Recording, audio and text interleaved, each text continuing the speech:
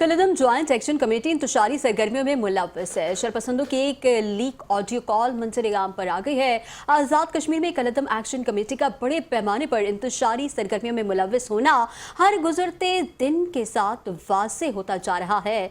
शरपसंद committee Azad Kashmir के मुख्तलिफ शहरों में जबरी हड़तालों, रास्तों की बंदिश, इमलाक की तोड़ फोड़ और एहलकारों पर हमलों में मुलव्वस है। कलदम एक्शन कमेटी के सरगना एडवोकेट शाह नवाज और माजिद अली के दरमियान इंतशार फैलाने की मंसूबाबंदी की ऑडियो कॉल मंजर-ए-आम पर आ गई। शरपसंदों की लीक ऑडियो कॉल में सुना जा सकता है कि कमेटी का सरगना एडवोकेट शाह नवाज और माजिद अली सड़कें और अस्पताल बंद करने की मंसूबाबंदी कर रहे हैं। लीक ऑडियो कॉल में मजीद भी कहा गया है।